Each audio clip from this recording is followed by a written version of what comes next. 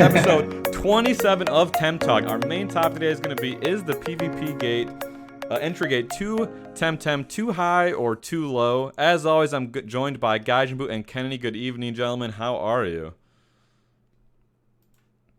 Fantastic. I was. Yeah. You know, we've really got to figure out an order for this, Kennedy. We should just have it dead set. Should I go first? Should you go first? I mean, I can throw it to each of you guys. Wait, two, let's do this whole thing from the start. Oh, Hold on. Okay. One more time. Rock, two, paper, three. scissors. Okay, you go first. All right, there we go. I'm gonna throw it. We'll do it professional. I'm gonna throw it to Gaijin first. Let's just go right from the very top. All right, everyone, rewind. Pretend like you haven't seen us yet.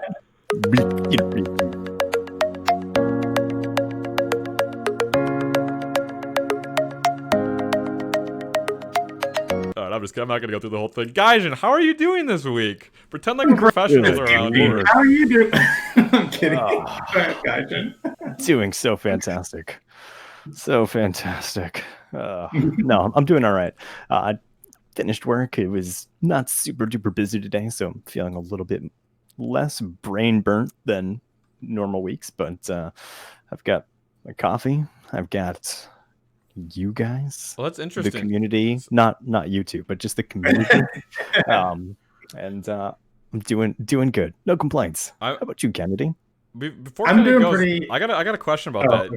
You said you're drinking the coffee. I'm the same person where I can drink coffee at night, but most people can't. So can you drink coffee and then go to sleep and not have it bother you, or is it decaffeinated? I can drink an energy drink and go to bed and not have it bother me. Caffeine, like it does stuff, but it doesn't do stuff. I just like the flavor. I'm the same. I'm the same. I drink coffee all day, and people like see me like after 4 p.m. drinking coffee. Like, you're drinking coffee at night? How can you do that? So it's nice to see someone else doing it. A fellow late night coffee drinker. All right, I'm sorry, Kennedy. Go ahead, sir. How has your week been? I'm doing really fantastic. You guys know it's just a couple more days till I fly home. Unfortunately, the doctor has me on some medication too while I'm here, and it is making it so incredibly hard to hold down food. So I've been like running to the bathroom like all day, but I feel pretty good right now. I had a session right before TemTalk started, so I've got like nothing in my stomach right now. So I got like a little dinner prepared. I'm going to eat after TemTalk, and then sleepy sleeps. So very nice. Really exciting things. I get to talk about my favorite game, and then I get to eat a bunch of yummy food. Nice, very nice. Sleepy sleep. It's only is it 9:40? He's moving around constantly. It's 8:30, but I mean we finish at like 10 o'clock, and I'm an old man, and normally I'm in bed by like 9. So here's the thing. I'm in a long distance relationship, and I always talk to my lady friend right before bed. She lives in the East Coast, and I live in the West Coast. So for me, like laying down at 10 o'clock is 1 a.m. for her. So we talk before bed, and then we both go to sleep. So like I go to sleep a little earlier and she goes to sleep a little later, so that our times kind of like meet in the middle. So, and it's just kind of gotten me used to, I'm in bed by like, 10 o'clock. So this is why I've just decided you only long distance date people in your time zone. Yeah, that would be great. Soon she will be, or rather she was in my time zone. She spent the summer with me, and then, just got to get through college, and then we'll be in the clear. There we go. And bringing all the sharp objects with her. How much? Yeah. How much school does she have left? How close is she graduating? She's technically a junior right now, but she's like 3/4 of a way as a sophomore. She did schooling and then took a semester off, and so she's got like more credits than a sophomore should have, but I think she's like right under being a junior. So she'll finish school when she finishes school. She's kicking butt at it. All right, I suppose the people came here to talk about Temtem. We should probably get to that, shouldn't we? At some point. I mean, what's that? I mean, I'll just chat with you guys all night about other stuff. Is that the game where they release Saipark 4 hours, 8 hours early every week? He's going straight into it. I thought they fixed this problem. I thought they got this on lock. Gaijin, don't bring this up. Q Angel's gonna yell at us in the comments section. Somebody specifically requested viewer question. Talakai says, "Can we talk about the unexpected early reset after they had it fixed last week? I was in the process of releasing my Tems. I lost out on about 140 Tems. I got no money for because I wasn't expecting an 8-hour early reset." Yeah, I got that. So, I got the tweet pulled up because I was ready about this. So let's jump right into the news officially. Let's talk about this. Shout out to Talakai in the chat. Yeah, it's kind of crazy that this happened again this week. So hopefully, this is the third time. It's the third time. Yeah. Hopefully they're on it about finding what's causing this. But like, I learned my lesson. I got burned 2 weeks in a row, and I last week actually I did my free Tem. Literally Tuesday morning, I turned in 423 Tems, I think it was. And I was like, I am getting my telomere hacks. Nothing is stopping me. If Saipark resets on a Tuesday, like that's whack.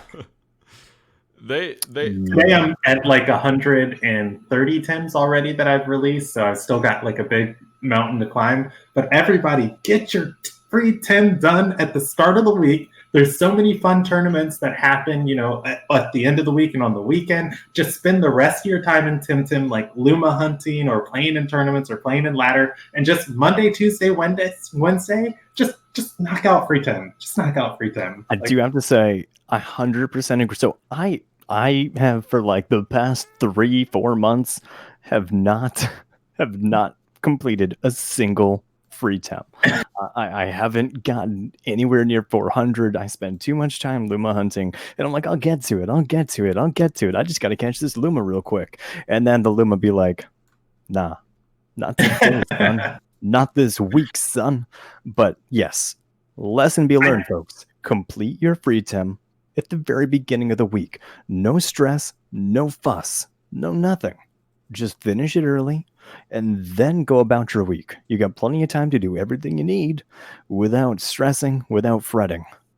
Boomer, I think the hardest thing about this reset too for people was the Glintwater dye. I'm pretty sure was a exclusive cosmetic from like this. Yeah, you could only get it from this free Tem, and it looks ridiculously cool. So it really sucks for the people who weren't able to get it. Jurel says, just be pants and poor like me, so you're forced to free Tem. I mean, I'm always pants and poor, and I never free Tem. Gaijin's like the best of both worlds. Yes. Oh, Shadows. Can we also talk about why we're getting so many repeats when there are so many Tems left on the pool? Enough to even reach Seppunku. Not to mention that we now have Kisiwa Tems that have been confirmed to be coming in 1 to 2 months. Why are we getting 3 times Umishi and Genkis and Kakus? Seriously. Like, because Saku was in the Roadhouse Rumble finals. It's a good Tem. No, I'm kidding. No. I agree. Like, I wasn't enthused about SV Kaku or Umishi. Like, we've already had these so recently. It's like we're bored of these two. Give us something else, something slightly more exciting. Maybe just, not these. Would you? So real quick before we go on about this, I was going to say, Vonlin, can you describe the free Tem and the Saipark for everyone? Then I got a question in response to that. So yeah, real quick, the Saipark, or I'll even say before, at the first thing, yes, it did come late, like they said. They tweeted about it. They said, we're aware of the Saipark reset happening before the expected time. Again, yes. Servers acting wonky with the times ever since we changed them. We'll take a look tomorrow. Sorry for the inconvenience. So that was on the tweet. And then TM Trainer Effect said on Reddit, sorry it came early again, guys. It annoys us just as much as you. And I can't remember where, but I thought I saw something from Itsuki about it as well. So there was a lot of communications about it. I think they obviously know how frustrating it is for people. Yeah, it's ridiculous. But the actual Saipark reset is, like you guys said, it's Kaku Yumishi, 2927 SV minimums, no Lumo rates, 10% eggs, 23 Sai cards, 2,000 entry fee. The free Tem rewards scale from 50 to 400. You get the tiny crystals at the beginning, which I always like because that's free money. And at the very top, you get the Telemore hacks. It is a really good Telemore hack week because not only is it speed Telemore hacks, which is like probably the most important. There's 2 of them, not 1 of them, and it's only 400 releases. It's not 425, 450, 475. So the free time is very nice. Now the question is, will you have the full week to do it, or will it reset 8 hours early? I don't know. What do you guys think? What's your bet? Surprise! It's resetting tomorrow. Yeah, exactly. I think, I hope they'll have it fixed. Like, I still have a lot of faith in Crema, and I mean, this seems like it's a very, like, I don't know, simple mistake. Right. I guess like they are human, and I've said it before and I'll say it again. Imperfect people cannot make a perfect system. There's going to be bugs, there's going to be glitches, things are going to get screwed up. It is human nature by design to ruin everything we touch. So, you know, they're doing a pretty good job at not ruining it, but at the same time, just, you know, frustrating some people. I totally get the frustration, but it can be solved by a simple change in your schedule. Do free temp first. Live by Kennedy's law. Yeah. Oh, wow. I really like that. Kennedy's law. Free temp first. Sounds like a scientific theory or something. We always talk about like, oh, we're not coders, we don't know coding stuff, and then we usually preface that by saying something about coding and making a bunch of assumptions. But I feel like this is a safe time to be like, I feel like it is simple enough. If it's happened twice, they should have been able to figure it out. I don't know what the servers, I don't know what the technical issues are, but I feel like if you've seen it happen 2 times over the last month, they would have been able to figure it out by now. It does seem a little weird, doesn't it? I mean, Vonlin, you say this, but at the same time, you can't even figure out your stream a lot of the time. And how often have you done I'm that? not developing a game, and I'm not a good streamer. No. I know. But this is entirely different. Developing a game is something that they do. Streaming is something that you've been working on. So if it's same thing.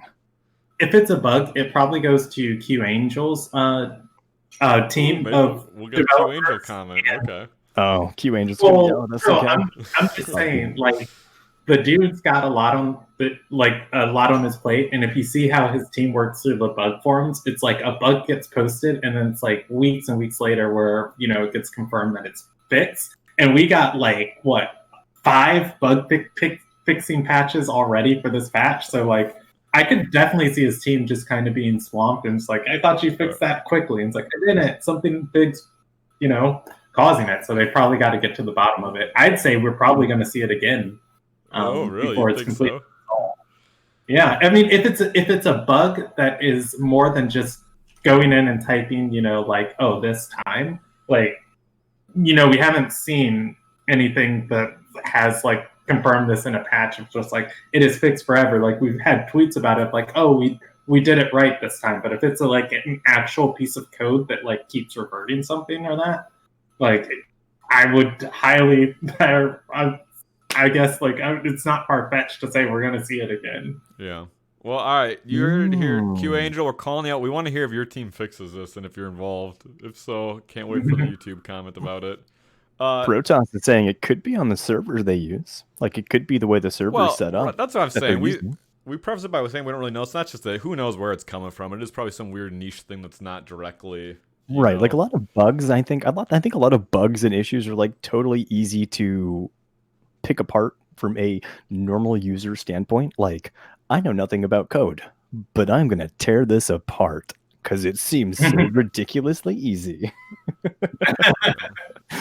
No, I'll preface that. I said like 2 times, you couldn't for the 3rd time. With that said, I 100% agree with everything you said. They're just people doing this, and it's fine. These things happen. I just think it's weird. It's just weird and funny that it happened a 3rd time. More than anything, it's funny. The guy that's ripped his headphones out of his microphone how many times?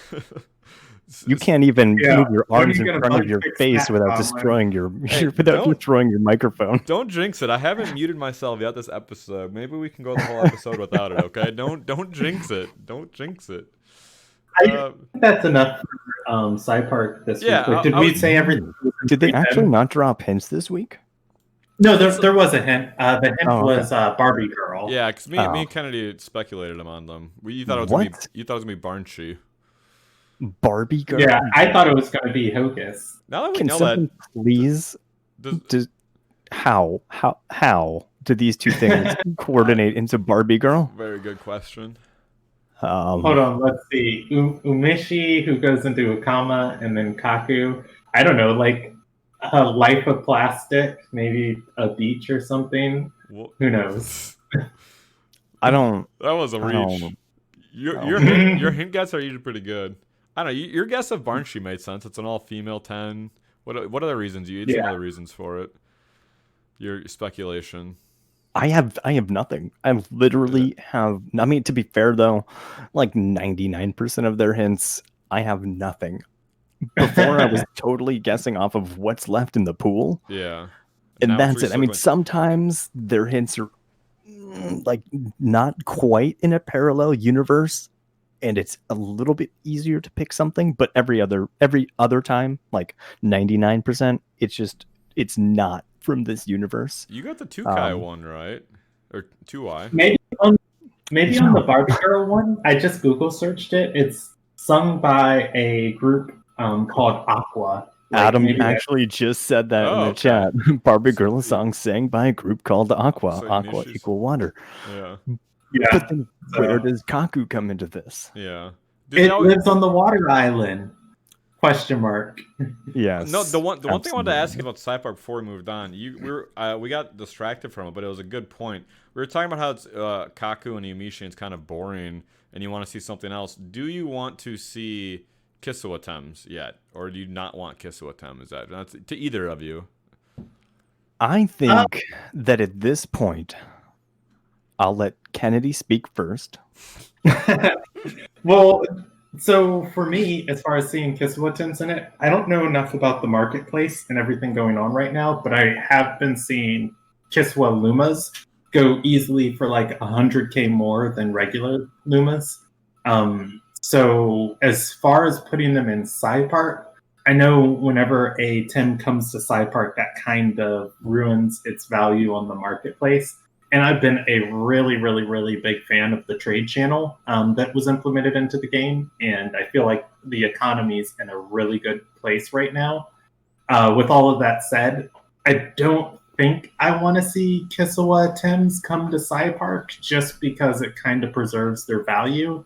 And the people who are making good money and kind of keeping the economy flowing and stuff, I think it's a good thing that they're not in there yet.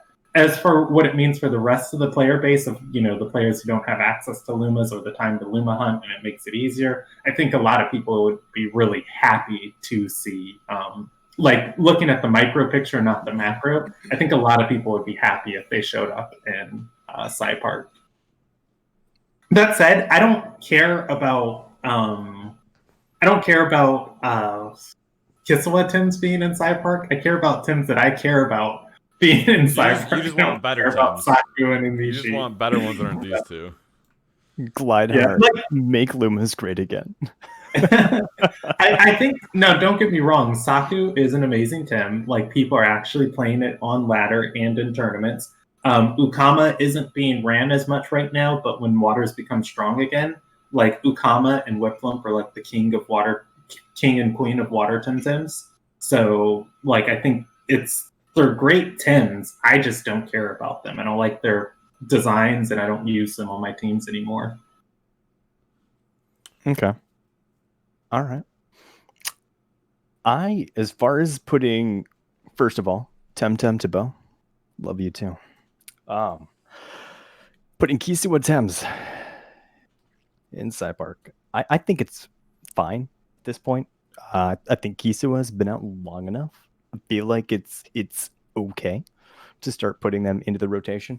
I didn't want it the first week. I didn't want it the second week. The third week was maybe still a little too soon, but I think it's still probably like good time. Like I think it's okay to start putting some of the smaller guys in, not Zazair or the rare ones like no Rhino. Why is the microphone touching my microphone? I mean the mouse touching my microphone. Botline. Sorry. No, I'm gonna do it on purpose. Are you trying to caress my face with the mouse? I'm gonna do it on purpose. But yeah, I think it's okay at this point. Like, it's just it's been long enough. Like, I think we're all at a point where we have most of them or have encountered all of them. And if you haven't, then what are you even doing? Yeah. I was all for no kiss attempts in there for a while, but I think it's been long enough now. Now go ahead and give us some of the new content in the Saipark, but I'm not terribly worked up about it. So, I was going to transition to this where we were talking about Q Angel and we got away from it. I put in our news section that Q Angel had no corrections this week. Our weekly segment of Q got corrections. everything right last week. Yep, We did it. There was no We corrections. did it, guys. TemTalk's over. Well, until this week, Q Angel is gonna rip us apart. Yeah, gonna have a heyday with us saying, "Why can't you fix this very simple problem?" People that don't know anything about the problem you're having. Did you guys see all of the? Did you guys see all of the mythical Tims appearing in Dennis? And when you go there, it crashes your game 500 times because of a coding and. No, I'm kidding. I'm just making stuff up. I was like, what are you talking about? No, I didn't see this. No, let's move this around to our the mix of the week. That's what we're calling the Discord roundup, right? I almost forgot. Mix of the week. Oh yeah. No, wait. The weekly, that's weekly mix. The weekly mix. Sorry, weekly mix. I forgot to put it in the show notes. So the stuff from Discord, we just picked out a few things quickly. We didn't have as much time to go through them. I say we, Kennedy. He does all that work, so I can't take credit for it. But I was sick today, running to the toilet back and forth, so I didn't catch as much as I normally do. No, so. It's all good. So you pulled out some interesting stuff, which was so people were asking Yaw about. And what was it? It was about Temtem renaming. Any clues to the limitations of the upcoming renaming feature? Because it isn't a creamer feature if there isn't a catch to it. So Ya was making a joke about a self-aware joke about how they're going to allow us to rename Tems, which I forget. The problem is we do these shows and we talk during the week and I can't remember what we talked about last week or what we talked about during the. Did we talk about how they confirmed renaming will be a thing? No, that was me messaging you guys. Okay. So what happened was y'all was joking about it inside of the Discord, and then Suki went and reconfirmed with y'all that it is a feature that's confirmed and coming in the future, but it's not on the roadmap when it's coming. After capture. You don't have to, it's not your only chance. Yeah, that's y'all's joke there, and Suki saying, no, this is actually confirmed. Oh yeah, what that? You put these in the reverse order for me, messed me up. Yeah, okay, there we go. No, it's in the right order. So y'all joked about it first, and then Suki said, "No, this is confirmed." Oh, really? Y'all, yeah. No, you put this out of chronological order. You can see. Never. We're getting in the weeds here. It's at 5:23 a.m. and then 5:35. Anyways, the other thing that Suki confirmed or mentioned is the housing has been pushed back. There's no hard dates, and I don't say bet on a summer release for housing. So on the original roadmap, housing was supposed to come with Kislevo. It's supposed to be in the summer. Now they're saying that's probably not going to happen. Again, like we said in our own messages, I wasn't personally surprised by this. Sure, it's disappointing, but it doesn't surprise me, and I'm okay with it taking longer to have it done right. I mean, how do you guys feel about the housing getting pushed back? I think you know how I feel about anything really getting pushed back. Yeah. I like the whole CD Projekt Red approach. It'll be ready when it's ready. Mm-hmm. There's no sense in rushing something. The community's going to be irritated and frustrated either way. If it gets pushed back, some people will be understanding, other people will be frustrated and want to talk about it and vent. But if they push it out early and it's buggy and broken, then everybody's going to be upset about it and everybody's going to be talking about it, and it's just going to be a whole mess. Like, I want the game to be good. I want the just in general like community discussion about it to be as positive as possible, because like if they just rush everything, and all it is a bunch of complaints and negative ratings because, oh, the game's so buggy, they always break this, they always break that, this and that, then people are going to be like, nah, I'll spend my money elsewhere. I feel like... Go ahead, Vonlin. No, you go ahead, Kenny. I'm conflicted on this one because in some senses I am disappointed, but in other senses I understand why this comment was made, and it hasn't. This isn't a comment from Suki of just like, don't expect it this summer. It hasn't officially been said like that housing's not coming this summer, but the way it's looking is that it's probably not going to make it. Why I feel a little disappointed on this is because I think with Kiswa, everybody in the community, we kind of had the collective agreement of like telling Krima, and it may have been kind of unspoken, of do what you need to do to make great content for this game. And that decision kind of led towards, and I feel like Krima, understood that and said, look, we're not going to be able to stick to our roadmap. We're combining the second half of, this big PvP patch with the Kiswa update. So like, it's not coming until, then. And I felt like that was Krima doing what they needed to get back on track for, their roadmap and be able to develop content in the stream that they were planning.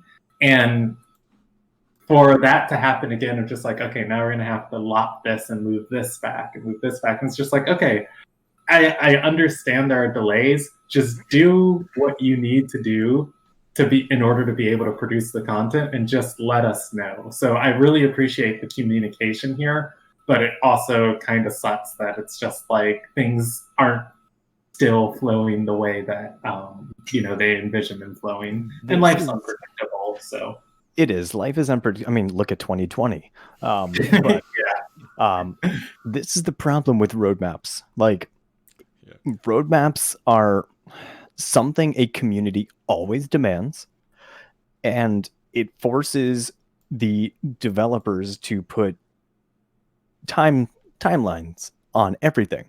And yes, it's nice to know where a developer's planning to go with a game, but I don't know, like whenever I back a game, it's like I know where they're going when the game is finished. Like, this is what they're promising, this is what is being said, and things like that. Like, putting a roadmap on every little thing in that game is not great. It forces the developers to maybe try and get things out, and they're gonna hit roadblocks. There's gonna be issues. There's so many things that can go wrong in development that just you cannot anticipate. Like, without being able to predict the future, there's no way to say, yes, we will have all of this done by this time.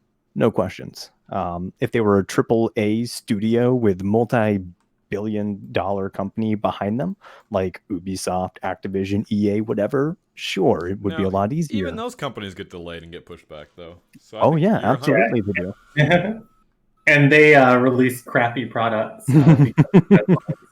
So, like, I want it to be stated, I'm okay with housing getting pushed back. And again, I like the communication that they said, that, like, hey, don't get your expectations up that it's coming. I just really hope that they keep communicating with us through this, of just like, keep our expectations in line. Because right now, where our expectations was that this was coming in the summer. So it is disappointing that it's not coming in the summer, but, just tell us like where to look, like, and then telling us like not to look at all that doesn't feel good. It just like, it'll be here when it comes. And it's like, well, okay. What I normally do is, I'm an optimist. I like to look at the positive side of most things.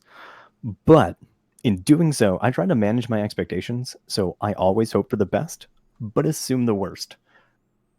Managing expectations, I think, is super important in a lot of aspects of life, and especially dealing with game development. I mean, how many games have we seen fall short of our expectations, or fall and just never be completed, or all kinds of stuff? Like, I think it's great to be optimistic, look at what they say and hope, but assume that there could definitely be some setbacks. I'm going to clear some things up real quick for the chat, because, we're kind of going every place in our news. We're doing our news segment right now. We're doing a Discord roundup. So lots of things get spontaneously discussed with the developers in the Discord, of people asking questions, them responding to it, conversations getting big, some devs tuning in and, or rather chipping in, and others, making jokes. So Shadows, it's not been officially announced that housing is being pushed back. There was a conversation happening on the Discord about housing and what we are discussing. Suki chipped into that conversation, the community manager, and she said no hard dates in reference to housing. And I'd say don't bet on summer. Ha ha ha ha. It was a lighthearted post. But that said, nothing officially has been said that housing's not coming, within the summer update cycle. Yeah, I guess we gotta define official. Is it a blog post on their website or a tweet? No, but their community manager did hint at it in Discord, so I'd say it's exactly. This is the Discord roundup where we talk about the things that were discussed, so everybody knows, has insight to the conversation. I mean, and so you guys summed it up well, so I'm not a lot to add into this before we move on. I'll just say that, remind everyone that Kremlin didn't even want to do a roadmap originally. They first flat out said, we don't want to do one for these reasons, because this is going to happen, and 2, it puts on pressure.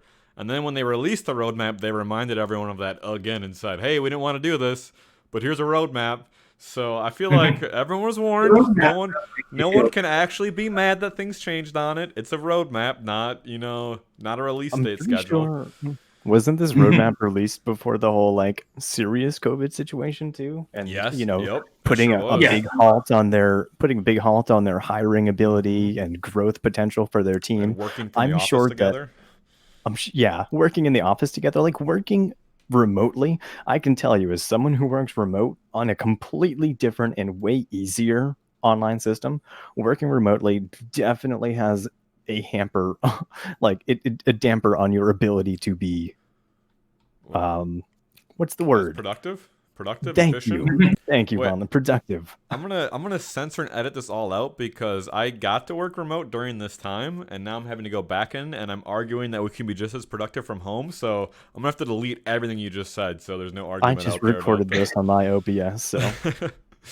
No, but yeah, so they weren't anticipating this. It slowed down their team's growth development, and it slowed down overall production because you just can't communicate the same way outside of an office.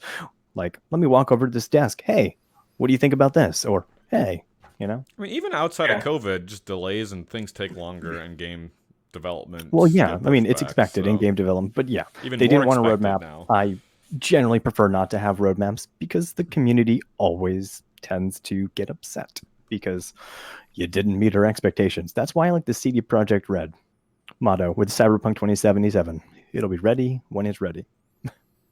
Yeah. Well, I like having a roadmap, but I think we're all in agreement over this housing issue.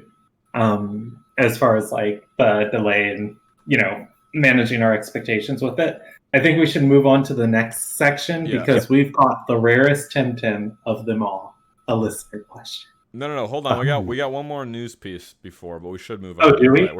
We do. We do. So, for those that aren't hyper involved in the Twitch community or the community in general, there was some more bans happened and peels that happened, and it was a highly debated topic this week is the ban system and the ban appeals, and the outcome is what we want to focus on here, which is this post from Shintigami, friend of the show, wrote in several questions before, hopefully future guest of the show as well, but Shinty wrote this very long post. Gaijin was just telling me beforehand that the community chipped in, was part of it as well, and it's a big long letter. We're not going to go through the whole thing right now, but I do recommend going to check it out on the official forums or Reddit. I think you guys specifically, we wanted to just focus on some of the suggestions at the very bottom of it. Unless there's something else. I think the suggestions and things are pretty great because it focuses on what needs to change, what should be changed. But yeah, for sure. If anyone not check this out. I was going to say, before we talk about the suggestions, Gaijin, real quick for everybody else, the ban and appeal process for getting banned in Temtem and then appealing the ban is kind of wonkadelic. And what I've experienced, and that this post kind of details, is that a lot of people have to appeal their bans that aren't appropriately banned, they have to appeal their bans, and they're told, the appeal is denied, and then they just have to send in another one and another until they find out the reason they were banned and can disprove that that was the reason. And so the post kind of talks about the experience of going through ban appeals and then gives some suggestions on how to make the process better that I think you're about to talk about, Kaijin. Yeah. So the discussion here is just basically on the topic of improving the auto ban system and, more importantly, improving the appeal system. Both systems need some work. The biggest one being the appeal system.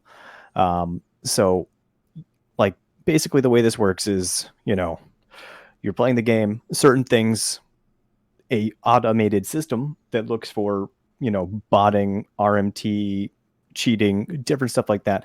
There's stuff that a player can do in a day-to-day basis that might, to an automated system that has no idea what's going on behind the scenes or in our brains, might consider it is suspicious, and be like, hey, okay, let me log this, and so eventually that can lead to bans of people that aren't necessarily doing anything wrong. They just got banned because an automated system that doesn't have a human brain, that wasn't aware of any context, decided this is bad. And ultimately they did enough things that the automated system was like, okay, you're banned. But so basically this whole thing here is discussing ways that it can be improved and how to go about it in a better way, and hopefully introduce some change in the future here. So some of the examples here that they have for improving the system is introducing a trade restricted state. So instead of outright banning somebody, what they would do is temporarily disable trading on an account during the initial ban, allowing the user to still do stuff but not trade. No temtems, no pansuns, no items, no nothing. So theoretically, if it is a botter, if it is an RMTer, their revenue stream or what they're doing is rendered useless. So they can't take Lumas that they may have found botting and trade them to another account, but they can still log in and utilize the account and do this. So while only partially impacting the experience of legitimate players, being able to interact with the community and simply delaying traders would be a far better experience for players, but also prevent any valuable TEMs or SUNs being used for RMT or other legitimate purposes. So also stating that if somebody were to be banned that didn't deserve to be, your ability to play the game is not really destroyed. You can still log in. You can still do what you would normally do. You just can't trade, which, yes, while it would be slightly frustrating and annoying, it's not nearly as annoying as not being able to play at all. Way better. So I think that's a pretty good idea. It makes a lot of sense to me. And then if that person has to do the appeal system and all this, and then they can't explain certain things, then, move towards a more permanent solution for that person, whether it be a ban or whatever. But the next option is, the next suggestion is to standardize adding additional context to appeal rejection. This will require some time to determine exactly what information is safe to be made available, because in a ban system, you really can't, there's a lot that you can't say. Because if you explain to people that are cheating, botting, RMTing, whatever, this is how we caught you, this is how we figured out connected accounts, this is how we do this and this and this, let me lay it all out for you. Okay, those people were going to find ways to get around it. That's how it works. Botting and banning is a cat and mouse game. The AI gets smarter, people get smarter. So it makes it really difficult. It happens in every single MMO. It will continue to be a problem. It'll never disappear completely, but there are good ways to handle it. So that being said, We need to be confident that any particular incidents that we might have information about are available to us to trust this process. Additionally, having some less explicit evidence sent to those who are legitimately banned will reduce their ability to influence the community into supporting them after they're cheating. More consistent guidelines for how these cases are handled with more information made available will be invaluable in making real changes. So basically, the appeal system is you log in, it says you've been permanently banned. Okay. And then it tells you how to contact Crema and appeal this and all that. I believe I've not seen the screen. I know a bunch of people have posted screenshots or whatever, but so you have to email in, just contact them, be like, hey guys, I'm not sure why I was banned, yada, yada, yada. They email back and, they'll give you, it's an automated response or whatever. And if you try to, basically you have to think, what might I have done? Who might I have traded with? What did I do? And then try to provide maybe some context or whatever. And then basically it seems like it's just an automated response that says, I reviewed your account. The ban is good. You're permanently banned. I'm not 100% sure if this is the same for everybody. Yeah, and they said that there's definitely rehumans that look at banned cases and appeals. They didn't say all of them or the percentage of them, but they did said they made a point of that the last time that we talked about bans and the bans was in the news, that real humans do read appeals and look at the appeals and still make decisions on it, that it's not a fully automated system. There's a team behind it. Yeah, and I'm not sure how big the team is, how many ban appeals are coming in, how many are being looked at. Are these just being skimmed over? We have no idea how the process works, but it seems like maybe the team that handles ban appeals might need to be larger, need to be bigger. I think if they had unlimited resources, they could expand any of their teams and be happy. But yeah. Oh, absolutely. Trying to make do with what they have. Correct. Yeah. So the third thing is to reduce the danger of old flags to an account. So while the flag count implementation, makes sense, it comes with some painful edge cases. Namely, where a suspicious case is present on an account for several months before an unrelated minor flag triggers the ban. This leads to cases where a player must remember and find proof of an incident from an entirely too far back to be reasonable, especially for those who do not log their every move, and this system needs to be changed. So essentially what happens is you do something, the system's like, okay, this is weird, flag. Okay, you did another thing, this is weird, flag. We don't know how many flags causes a ban, and we don't, as far as we know, we think that there's no fall-off point for these flags. So for me, I stream. I have 14 days of activity logged, and for me, that's pretty lucky because I can't remember what we discussed 20 minutes ago. So for most people, I think trying to remember every transaction, every interaction that they've done is really difficult. Like even just remembering simple trades. Like I have a lot of giveaways that I do or a lot of donations that I receive, and I don't remember a single one of them, to be honest. So for me, if I were to get banned, I would not really be able to do anything about it because I don't remember what I did or anything like that. But yeah. So the idea is that after a certain age, less serious flags would fall off after a certain amount of time without suspicious activity, etc. In hopes that if a person were to get banned, that ultimately they would be able to remember transactions they had that might be the cause of it. And it's not just trading. There's other things that you can do in game that probably trigger flags as well. We don't know how the system works. They can't really release that, but ultimately what the community is looking for is a better appeal system because multiple times it's failed. People have had to appeal 3-4 times and then ultimately get unbanned. Despite being said, we looked it over. The ban's good. Your ban is permanent. And then it's like, okay, sorry, it's not. We unbanned you. And I get it. Mistakes happen. But when it comes to stuff like this, something needs to be addressed because the game cannot release in this state on all these consoles with an influx of millions of players. Potentially. I mean, I don't know. I just know that there's a huge user base, like 100 million PS4s sold alone, 100 million Switches sold alone. There's a huge Don't tell them potential what they market. can or can't do. There's a huge potential market that will come to Temtem, and in its current state, we may all eventually get banned. I mean, I'm not sure how it works, but some people were wrongfully banned. And, you know, of course, a lot of those were corrected. Maybe not all of them. Some people may have just never appealed it and never returned. But the appeal system has to be easier. People will get banned, and not all of them will be accurate.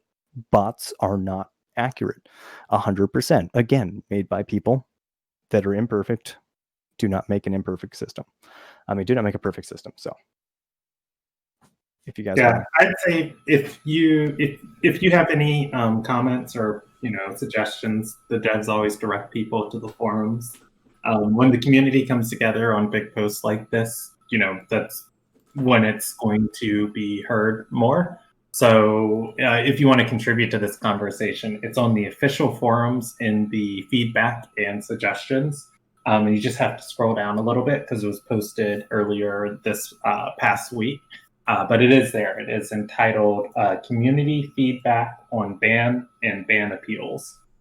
And I would definitely urge everybody, whether you agree with everything that's said in the post or not, go there. And if you have a better option or a better suggestion or something you think should have been said, please, you go to the community forums and let them know. I think it's something that needs to be discussed. I think it's something that needs to be improved. Yeah, and one thing I will say about Krima is they're really good about feeding, feedback from the community and the different parts of the community for the different areas of the game.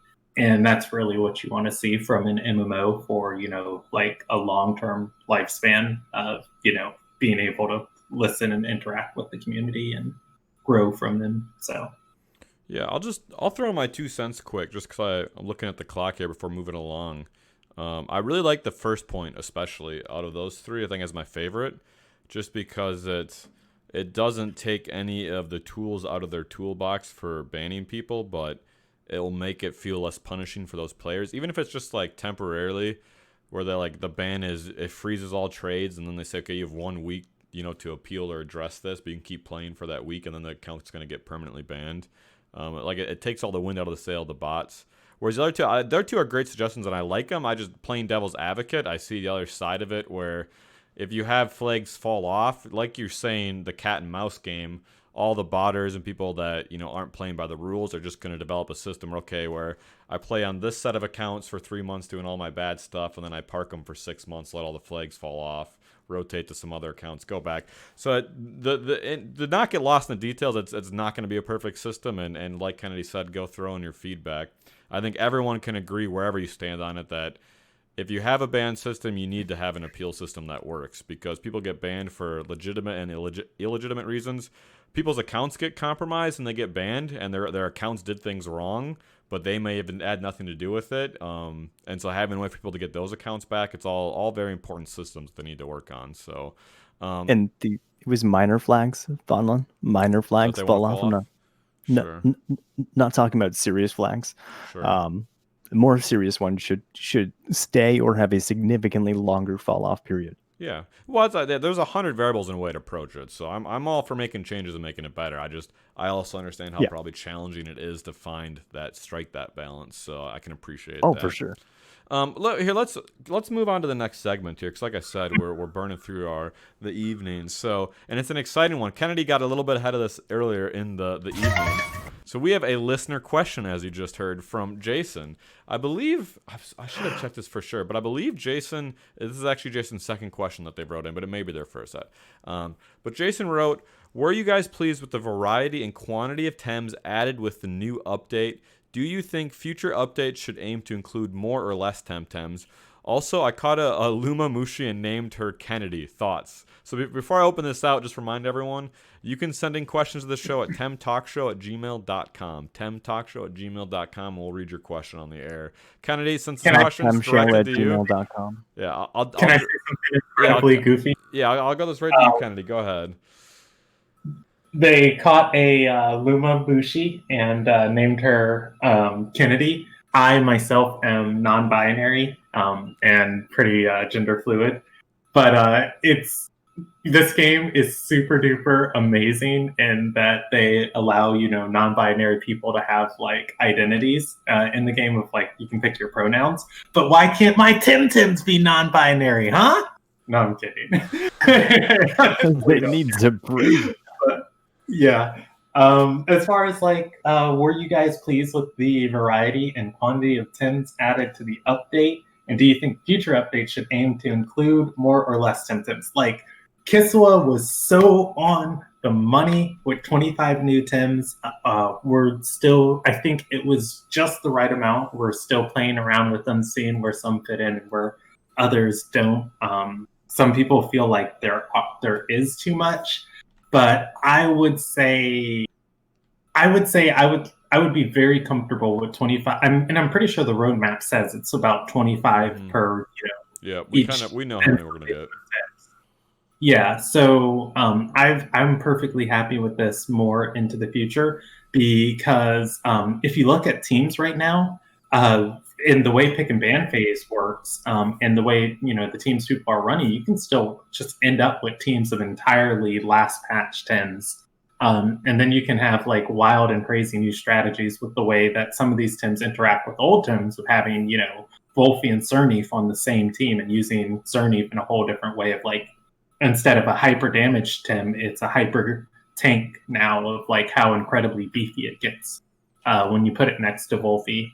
So I'm really happy with these Tims, and I'm really happy with the amount we have. And I hope in the future that we get the same quality of Tims and the same amount of Tims. Like, there's so many Tims this patch that just have two great abilities, whereas in previous patches, or well, not previous patches, the previous set of Tims, most Tims only had one good ability. And a lot of Tims had secondary abilities that were unplayable.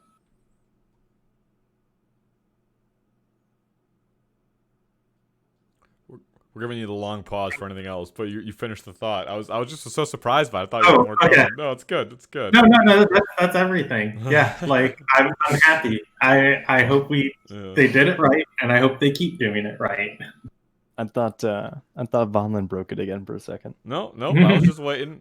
I've learned that Kennedy. We know about Kennedy's monologue, so I was like, just wait. There's more coming. Well, I mean, if you guys want me to go into monologues, no, please. We're good.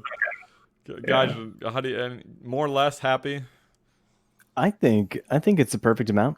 To be honest, so they mentioned like looking to the future, and I'm hoping that we're going to continue to get more islands. Feature updates every 3 to 4 months, ideally. And I think 25 Temtems is perfect. 15 being the bare minimum I think they should bring. Because obviously I can't see them making 25 new Temtems every time. But this wish list, you're saying after full release, you'd like to kind of see the same thing keep happening. Is that what you're saying? Oh, yeah. Yeah. Oh, yeah. Just one of those. Okay, so you're saying full game comes out, and then 3-4 months they say, okay, here's another island in 15, 20 more Tems. Yeah, so like another 100 Temtem a year. I don't think that's too much. I mean, obviously, there would be a point where that would fall off or something. There's got to be a limit. We can't end up with 1,000 of them. Right. There is a point where too many is too many. But I think that the 25 that they're doing per island, like, it felt good. Like, it felt refreshing. It was really exciting to counter all of these. And it's not so many that it's like stressful to be like, oh no, I have to go get them all. Like, I think that's a good amount. Yeah. Well, and keep in mind, a lot of people are speculating we're not even done with Tims being released. Like, people believe Yaller is going to be released in the upcoming 2 patches, and there was also a lot of content. Kisua art for the wolf, and a lot of people think that that's coming in, one of these 2 upcoming patches. So I think that it's really cool if a trickle can happen like that too. But yeah, 25 feels incredibly appropriate. Also, 2 things. One, to Gaijin, I like your idea of seeing more islands and content if we're dreaming. That'd be sweet. I would say that with that, I would be happy to see less Tems from that, just because it's nice to see 25 to build up to like a rapid base and pool. And once they have 161 Tems, it's not as big of a deal if they only add 10 or 15 Tems to slow down the bloat of the meta and the Tems. Yeah, so I mean, you could even add a 50 smaller amount. Yeah, 15 new Tems every 4 months. 50 would be awesome. a year. Yeah. Well, right. no, 50 a year would be Oh. would be good, I think, because that Right. would allow them time to balance it all out too. Right. I know they're talking about doing seasons and balancing different Tems to mix it up and make it not stale, which I really like. And I think, it would allow them to not hopefully have the same situation that like League of Legends has, where they just add new The bloat. heroes or whatever, and they don't balance them at all until like months later, and you have to use the new ones because the other ones just aren't nearly as good. But I think this would make it a lot easier for them to balance that ideally. And the other second half, just responding to Jason. Jason asked about like the variety. I'm very happy with what they did. No complaints whatsoever. But just for the sake of answering this question and thinking out of the box, in a perfect world, I understand why they do it this way. And they because Kiswa is Earth and neutral themed, all the Tems were connected to those. It would be cool, a little cool, if there could be more variety. But I get why there's not, and I'm perfectly okay with it. But if you're just asking me to wish list, it'd be cool to see a more balanced release of Tems of all the types, just for the sake of the current meta and the PvP. But we'll get there in a year, so it's fine. They're doing it by island and campaign that gets released. But it would be sweet to have some more digital Tems, some more mental Tems. Well, we don't even have any digital. Exactly. It'd be cool to have digital Tems, but what I want to say is where is my mental Earth Tem? I mean, right. when you start the game, you've got Hoochik there, and he's got these little he's like floating all these little objects in the nursery area. Why can't I have an Earth Tem that's mental that picks up boulders out of the ground with his mind and does some kind of like cool thing? Yeah, I agree. You'll remember when we were doing our speculative post, I kept thinking, I was like, do you think this is an Earth mental Tem? Do you think this one's an Earth mental Tem? Do you think this one's an Earth mental? I was trying to find the Earth mental Tem, and was sadly wrong. Properton. I mean, we got one more mental Tem. Thank you, no guys. Let's. We got but it was in Dennis. Yeah, so. Hocus and Pocus as well. Yeah. So let's move on to some community highlights and features.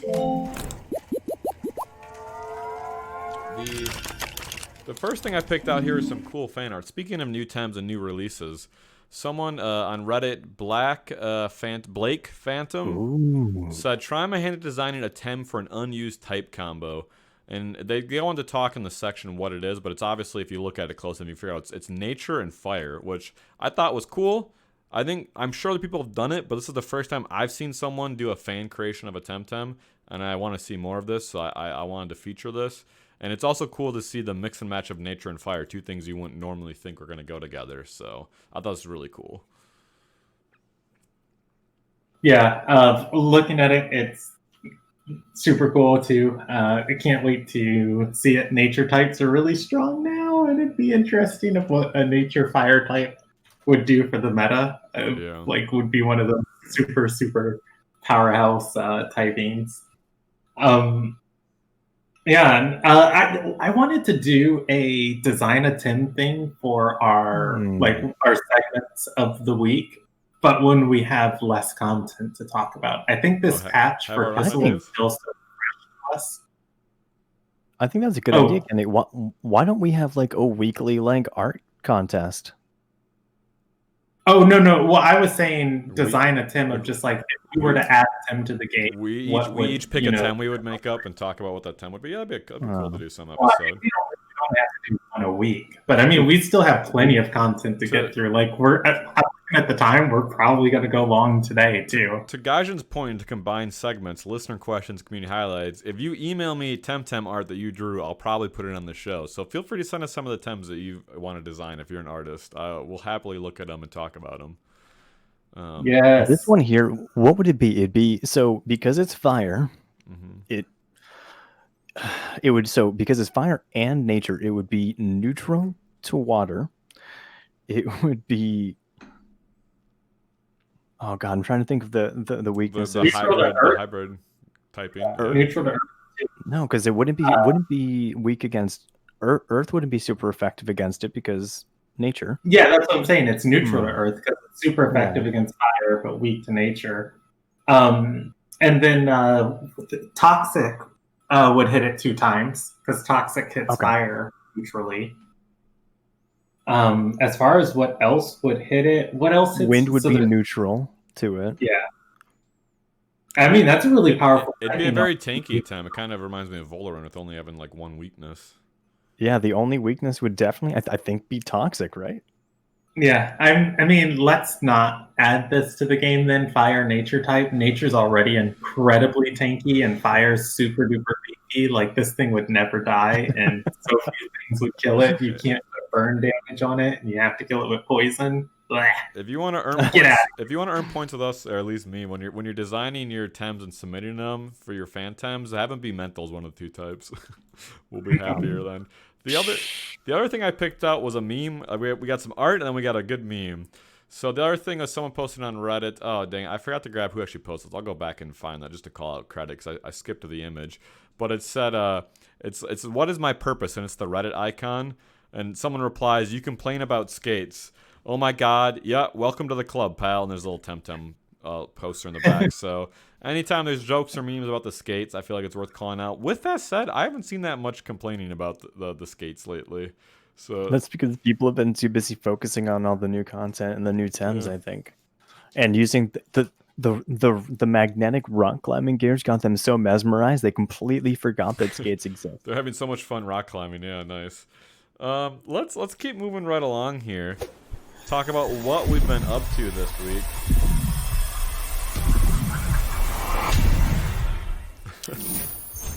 So you can see it on screen right here. The little bit of Temtem I played this week, I was Luma hunting Orphil because I want a Luma Nidrasil. It's the last non-Kissawa Luma that I really, really want, and I just don't want to plunge into Kissawa Luma hunting until I have this.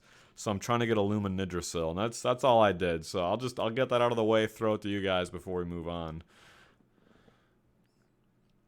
Do you want to take this one first? Gaijin, what we've been up to this week in game? No, in game? Sure. Yeah, I mean, last week I was looking for pig. I did not find a little pig though. Oh. Naturally. I didn't find a pig, but I mean, I don't know. Like, I've been playing a lot, but I get distracted while I'm playing, and I think it really slows down my encounters. And I mean, mostly it's of my own. I am a bad luck machine of my own making. I don't get nearly enough encounters like somebody like Shadows or Magical or oh gosh, Tyzillion. I mean, these guys are like the cream of the crop of Luma hunters, and they're pulling like 20, 30, 50,000 encounters a week depending on how many accounts they're using. And I got 2, and I'm just like, I don't know. I'm really slow because I just talk a lot, so I get distracted. But yeah, I just been Luma hunting for the pig. Did not get it, and I did a little bit of free Tem, but I didn't get the die, so I didn't do that much. What about you, Kennedy? Are you guys ready for this big boy, this super big boy Temtem week right here? Monday, Tuesday, free Tem. Did all 420 of my free Tem, so dab on 420. Then I sold Lumafert off of my Mushuk so I could Telomere hack it. And from the money I got from the Mushuk, I got 3 perfect 2-eyes, and then I bred a Drakash last weekend. I bred a perfect Zizare last weekend. Tsubaki-chan gave me a Hochik with all green SVs to use on ladder. And then Dumaga either sold me or gave me a Smazzy Breejek with an egg move to use on ladder. So I'm going to have both Nagais and Size Munch. And then on top of all of that, all of those new Tims that I got, I TV trained them and I leveled them up and I spam. Oh, and I got a perfect Hocus. I got a perfect Hocus and I made the coolest Hocus build, like finding really cool breakpoints that I want to talk about. How much did that cost? You bought it, I assume? Yeah, somebody was selling it for 40K and I talked them down to 35K because I think Hocus is worth 20K, but it's a 5% Tim, so it's really hard to get enough of them to breed eggs. Oh, it was. But sorry, you said Hocus. I was thinking Ho-Chick for some reason. I thought you bought a perfect Ho-Chick. I was like, oh dang, how much did that cost? Oh, Hocus. Okay. Yeah. So, and I have a perfect Hocus, and I theory crafted with some people from Temporium, and I put together a team, and I competed in like 3 daily tournaments last week because Temporium's doing daily tournaments now, getting like my team a little better tuned. And then I competed in the Plus Weekly number 22, and you actually streamed me competing in those games, Vonlin. Mm-hmm. You didn't do so hot. I was disappointed in the lack of Pocus play I got to see. Yeah, I mean, my Pocus too, like... So I put Pocus on my team, and I was like, nobody's going to ban Pocus. I can be a little bit confident leaning on my strategy with Pocus because, like, nobody's going to ban it. It's Pocus. It's bad. And then 2 people in my first couple games seriously first banned Pocus as, like, a serious ban. And it just kind of left my team without... Because I use Pocus as a physical perfect jabber. In the position of a physical perfect jabber, and I know it's like wild, or just like what? But it left my team without, what it needed to break down walls. So I got outstalled in a game, and then I didn't have the damage in another game. And then I played a game against Ronin club leader Kami, and Kami first bans my Pocus. I'm just like, what is going on? Is this Tim like sleeper OP or what? And he messages me after the game, and he's just like, hey, I first banned your Pocus because I thought it'd be a funny meme. And it's just like, I haven't got to play with it literally all night. All night. And he's like, are people banning? I was like, yes! But I went 2 and 3 in Plus's tournament, so I didn't make it into the finals, but it was still super fun to compete. And then actually, shout out to both of you guys. I told you thank you earlier in the week. Monday night, I actually ended up... Monday? I don't know. It might have been Tuesday. I actually ended up streaming Tim and doing some competitive games and testing out teams. And you guys each hosted me and came in and jumped in chat and chit-chatted and stuff. And it was like super duper fun. So thank you again for the 1 minute that I hosted you for like a second, because I was trying to fix my overlays that the majestic and wonderful and intelligent Zekro made for me. Speaking of, Zekro's in chat. I mean, it's over this way, I think, for you guys, but either way, Zekro's in chat. Zekro's amazing. Thank you. But yeah, hey, Spirit. I can't pronounce your name, but thank you for the raid. Conspiracountem. Maybe. Oh, I'm sorry. Either way, thank you for the raid. How are you guys doing? Hope you had good fun. And yeah, you're welcome, Kennedy. I mean, I'd be happy to host you again. And anybody who wants to watch some competitive and maybe learn some stuff, hopefully we can convince Kennedy to stream more often. So harass Kennedy. Do you have a competitive plan for again? I mean, I have fun streaming and talking about Tim. I'm not in the position to really do it well. I hate the microphone I'm using right now. But yeah, when I get back you home... and me both. Yeah. I would be so down to stream Tim more. I think my girlfriend... I wasn't going to bring it up, but now we've addressed it. There's been a ringing going on in my ears. I thought I was insane. I thought it was my fan. I thought it was my computer. I'm like, it's Kennedy's mic. There's just a constant ringing coming through every time he talks. Oh, No, it might be my fan from my other laptop. Oh my I God. have two laptops. If it's It something you is. can Here. turn it off, turn it off. Okay, hold on. This is gonna be one of the things where I wasn't gonna acknowledge it, so listeners that hadn't heard it wouldn't hear it. But if you can get rid of it, even better. Kenny, roll right into you talking about the PvP in your tournaments. Roll that right into our tournament roundup and breakdown of the event, the Roadhouse Rumble, the $1,000 prize, real money, $1,000, not Pansons, cash money prize, as well as the Plus Weekly 22. I'll let you take it away, and I'm gonna step away for a second, quick, while you do. I'll be right back. What were you gonna say? God.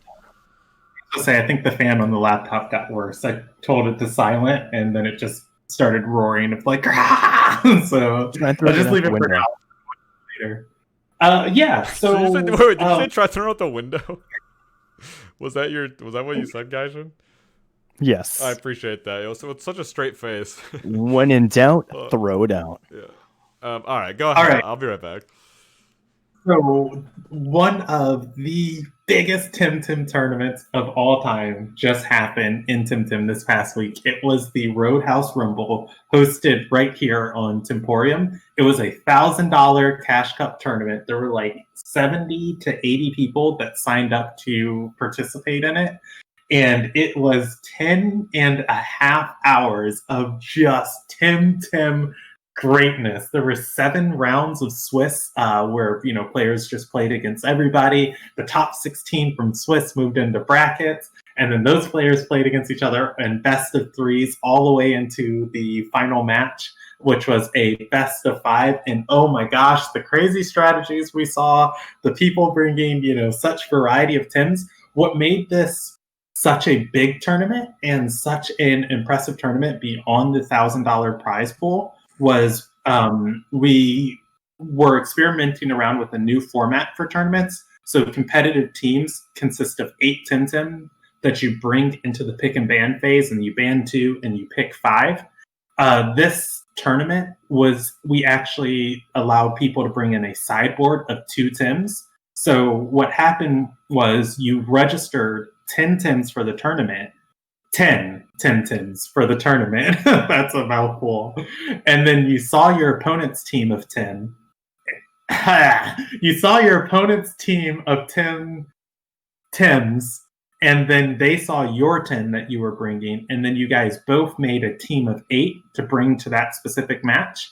And then you played that game through the pick and ban. You picked your 5, and you went in. And then in the best of 3, you could actually switch and sideboard Tims in. So you construct your team of 8. Let's say they have a bunch of natures. Out of your sideboard, you have 2 different fires, and you put those 2 fires in, you take 2 things out and put it out, and you can sideboard in things. So like you were able to bring Tims to match like a wealth of strategies where you wouldn't normally be able to match. Like triple fire is such an amazing team comp until you run into somebody who's running 2 waters, but nobody really runs 2 waters. But in a case somebody does, you instantly lose. So when you saw your opponent had 2 water Tims, you just take out 2 of your 3 fire Tims and put in 2 Tims that aren't, and your team is actually viable like in a tournament. So it's like crazy, some of the cool things we saw. I have a bunch of highlights written down. I'm not going to go through all of them. The VOD is on Temporium. Please watch it. Setsta actually ended up winning the tournament. And I don't remember the exact team they were using, but they were using a pretty offensive team that broke through Tsubaki-chan's team of hyper tanks. And it was Tsubaki versus Setska for the finals, and it was a really, really good best of 5 to watch. Did you guys want to say anything about the Roadhouse Rumble before I move on to the weekly? Nope. I got Other the bracket pulled than up. amazing, and you guys should all watch the VOD. It's a lot. Yeah. VOD, of course, but incredible. Y'all was actually watching the tournament happening live, and he gifted that's right. a bunch of subs to people who are watching. It's just like, it's so cool. The game director, That's correct. joins the competitive scene. Wait. And, Oh, no. Of course. So it's not even at the top right now because the top gifters is resets weekly, and it just resets, so we can't see Ya being top gifter. But yeah, Ya actually came in, watched the tournament, communicated with people. Was super cool to see. It's really great to see like interaction with like that from the Crema dev team or just Crema in general. Like, just I remember when I was playing through the Kisawa story, the director of audio or like the audio engineer for the game. Oh, Damien Sanchez. I don't remember. It was somebody on the audio team. I'm having a hard time. It was forever ago, and I'm sorry that I forgot your name. But they stopped in and they were asking me about the music and all that stuff, and it was really cool. Like, just really nice to see. Yeah. Moving on from I was there. just gonna say, yeah, just congrats to Setsuka and sorry, Sabuki-chan came so close. Tsubaki. Yeah, I counted that. I'm always rooting. I was gonna say I'm always rooting for Tsubaki-chan, so sorry to see them come so close and not win, but congrats to Setsuka. I'm sure it was well deserved. So well done. Good job. God. Every time you talk.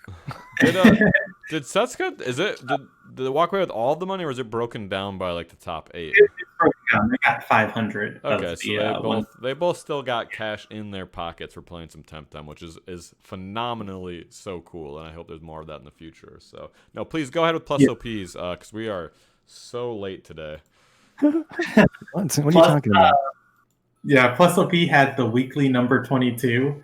And so the Plus Weekly tournament happened on Friday. The Roadhouse Rumble happened on Saturday. And what happens with big tournaments like this is people don't want to reveal the strategies they're going to bring. So a lot of the really great players were like memeing, which is one of the things that was like so frustrating about not like me, who was actually competing and trying to do well in the tournament, and I didn't do well.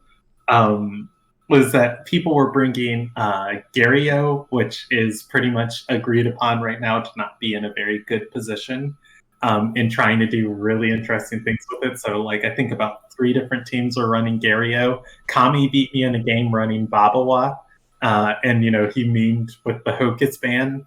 So people just had a lot of fun with the Plus Weekly number 22. And I believe, I think they're username in the community is Lol Bulbasaur, but like in game their name's like Bon. Won the weekly. I would have to look back at the tournament. I could be.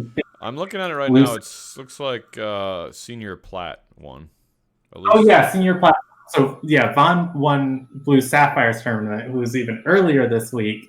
But I don't have that information right here, so we'll have to cover that next week because I didn't have time to throw that one in. Blue Sapphire's tournaments, though, are bi-weekly, so we'll have time to cover that next week because there won't be another Sapphire series.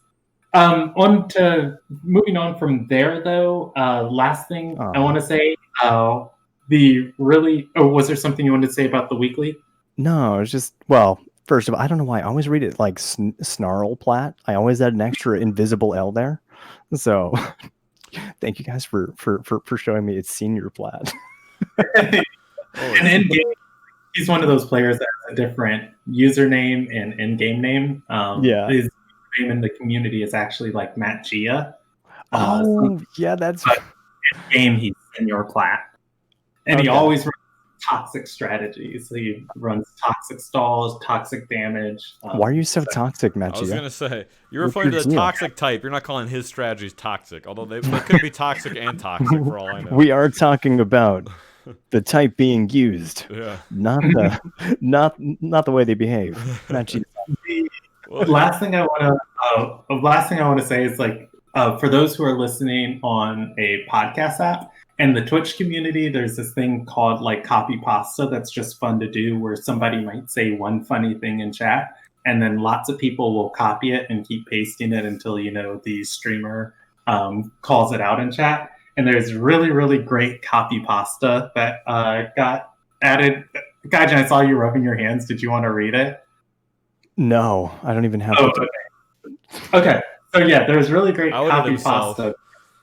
Yeah, Guy Alice was doing some amazing things during the Roadhouse Rumble. And I forgot I had the player who actually made the copy pasta. First you got the fan going off. Your phone's going off for like the third time. This is the Yeah, 27th show we've done. The 27th. Okay. You don't mute your phone before we do these? Hold on. While you're at it, why don't you disconnect your microphone? Just rip it right out. At least my phone's not ringing in the background. I keep like turning off the notification. I don't know who's trying to contact me, but I'll look at it in a second. But yeah, the Gaialis copy pasta is actually a Life of Pablo reference from Kanye West. And it's the old Gaialis, the heat up Hido Gaialis, kill your whole squad Gaialis, power up the god Gaialis. I hate the new Gaialis, no buffing moves Gaialis, the blue collar Gaialis, work for your dollar Gaialis. I miss the sweeper Gaialis, the speed creeper Gaialis. Oh, man, I should have said that. That sounds really fun. Yeah, it's dang it. I didn't know I wanted this now, but now I just want Kennedy hip hop from about Temtem like in my life all of the time, every episode. If we could get Damian Sanchez to make like a whole Life of Pablo mixtape, like it would be great. Oh, that's awesome. That's really awesome. All right, without further ado, let's move on to our main topic of the night, which, by the way, I thought was going to dominate most of our time, and we have to put a lot of time towards, and I was like trying to talk to you guys about it ahead of time, but we actually spent way more time on the news, so we can keep it a little bit more brief. But without further ado, our main topic is the entry gate to PvP too high? This is something that was debated a lot in the community this week, and by in the community I just mean on Reddit, which is not, I always like to preface, is not the entire community, but is a very vocal community. There was a lot of mixed opinions and debates and posts about PvP, the ranked competitive queue specifically, being fun, being not fun, being too hard to get into, not too hard. And so we just thought we'd tackle the topic ourselves, talk about it a little bit. And I was telling the guys beforehand, I'm like, I want to like try to like discuss this and hear about the different points, but I think all of us are kind of on naturally, realistically, I have a similar stance on it. Kennedy volunteered to make the point of the people that said that, you know, it was too hard to get into it. So without, I guess the intro of the topic and just start off with, if you think about it realistically, you guys tell me if you think these numbers are wrong, but this is from the post and my own math. One of the Reddit posts said it takes them about 30 hours to get a competitive team. I actually think it's even more than that. I think it's like closer to 40 hours because you have to get. Guys are so. Hold on. Okay. I'm sorry. Go ahead. Basically, what you have to do, whether it takes 30, 40 less hours, I'll let Kennedy refute that. You have to get 8 Temtem. You have to TV train all 8 of them. You'll have to breed probably the majority of them for at least one egg move. You'll have to level them up until that egg move they learn it, the previous one that you bred. And you know, of course, there's the designing the entire team. So the question on the floor is however much that time that is it too much? Does it make it inaccessible? Kennedy, you're bursting from the seam already, right away. Go ahead. So I know we try and be positive on here, and I don't know if it's appropriate to call people, you know, in the community who don't have this knowledge dum-dums. But I read the Reddit post, and this is one of the reasons why I wanted to talk about it, because I felt like it was a very good point of discussion that discussed all of the wrong things. And the reason why I say that is because, like, yes, if you do everything on your own and you're just like, I'm gonna make it to PvP with the team that I caught and bred, like it takes like 2 to 3 days just, you know, SV hunting for all the Tims that you need for one breeding project. Well, we're assuming no SV training needed in this for ranked competitive queue specifically. Not SV. Like you're talking about finish. Yeah. So like if you go about and you do that, like of course it is. But the thing is, like this is a MMO. Because PvP exists, there are aspects of the game that aren't PvP, but because PvP exists, it feels all of those other aspects. Like Lumas have value for their fertility and their eggs because of PvP, of people wanting to get perfect Lumas that have egg moves to use. Breeders are able to sell their Tims to people who, want to use them beyond just like getting a Tim for the storyline to go through. And it just gives so many different, and because, PvP fuels the marketplace, the people can make money and buy cosmetics, and then other things happen all because of like PvP. You don't go and sit and just grind out your team from scratch to ladder appropriate. Like, you interact with the community to make that process happen. That said, Gaijin really wanted to talk about, whether we were on ladder or if we're doing, tournament PvP. As far as TV training, it takes, if you're really smart about it, it takes about 4 hours to TV train a team on your own. And I don't expect everybody to have 4 hours. So, like, when talking about the entry gate, I don't think it's the fact that it takes 30 hours to, get a team ready. I think the entry gate is more so connecting people with the areas of the community to give them the knowledge that, there are much easier ways to go about and do PvP, because people have tons of extra Tims that they literally just give away on streams for completely free. Like, Arkham Knight and Tsubaki-chan will breed hundreds of Tims to give away to their not their followers, anyone who's in stream, of just like, hey, this Tim's good on ladder right now, and we want to see more people competing on ladder. It has all of its egg moves and no perfect SVs, but you can still use it on ladder. If you meet me in the breeding center, I will literally just give it to you. No rolls, no marbles, no anything. Like, here's a Tim you can use on ladder. And beyond that, connecting people with the knowledge of just like telling them, hey, these are the best places to go in TV train. These are, you want these items with proteins and this, and it makes the process go from 30 hours to literally 4 hours. Like, you can have a team ready to go in 4 hours. And so I think the entry gate is accessibility to knowledge rather than the time it takes to get a team ready. You think you can TV train 8 times in 4 hours? 8 full times? 8 full Tims in 4 hours. Okay, so if we're just talking about your first team, right, and you just beat the storyline, you get a bajillion fruits that knocks 2 Tims out of the way. Okay. Easy peasy. Okay. So you're saying you're using some of the fruits. Okay. Yeah, and then on top of that, most of your Tims need HP. So I've never checked. Do we really get that many fruits? Do we have 2,000 points worth of fruits in the storyline?